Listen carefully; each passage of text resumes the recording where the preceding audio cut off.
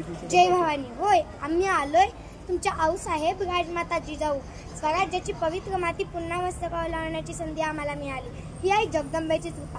पण एक काळ असा होता मावळ्यांनो, या आपल्या मराठी मातीत अनेक परकीय सत्ता स्वतःचा हक्क गाजत होता. मराठी माणूस हा मुघलांची गुलामगिरी करत होता.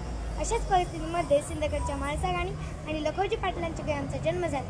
आमचा जन्म झाला तेव्हा दागादागांमध्ये रांगोळ्या काढून तोरणे बांधून आनंद साजरा करण्यात आला.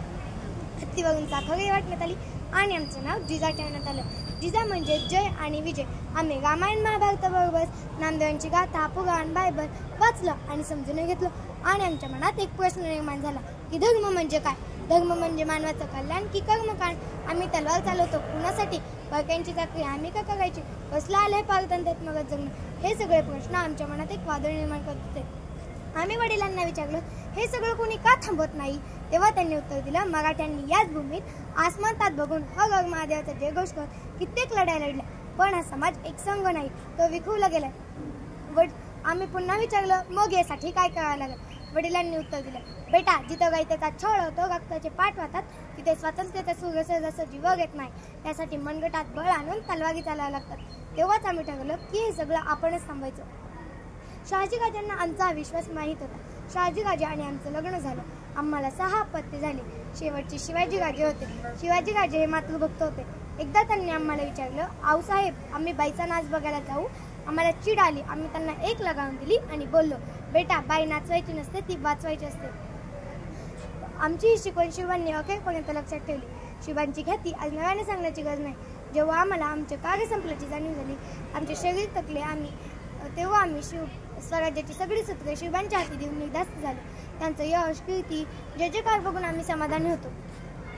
अहो, शिवराज्यांनी जे स्वराज्य निर्माण केलं ते कसं होतं हे नव्याने सांगण्याची गरज नाही.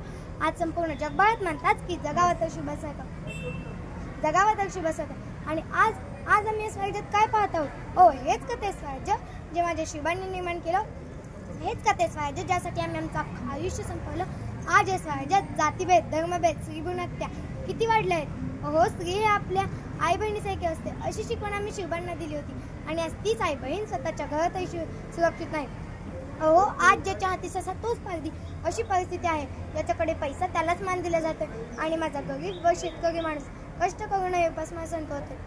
भ्रष्टाचाराचं प्रमाण हे खूप वाढलंय. अहो, आज एवढी मुले दारूच्या आहारी गेले आहेत. संपत्ती तर खूप आहेत, सुविधा तर खूप आहेत, पण त्याचा गैरउपयोग केला जातो. मोबाईल माणसाच्या हितासाठी निर्माण केला आहे, पण त्यामुळे माणसाचे अधिक जास्त नुकसान होत आहे. हे सगळं कुठेतरी थांबायला हवं. त्यासाठी माझ्या शिवांनी ज्या मावळ्यांना हाती धरून स्वराज्य निर्माण केले, त्या मावळ्यांचे मित्र आपणही धरायला हवे. चांगल्या मित्रांची संगत आपणही केली पाहिजे. शिवांची जयंती, पुण्यतिथी थाटामाटात साजरी करण्यापेक्षा त्यांचे विचार, शिवचरित्र आचरणात आणले पाहिजे. आई वडिलांनी मुलांना चांगले संस्कार दिले पाहिजे, म्हणजे प्रत्येक घरात एक शिवराज्य निर्माण होते. एवढे बोलून आम्ही आता थांबतो, पण आम्ही पुन्हा येईल आणि हे स्वराज्य जे माझ्या शिवांनी निर्माण केलं ते पाहिजे. आता आम्हाला निघावं लागेल. जगदंब जगदंब जगदंब. धन्यवाद.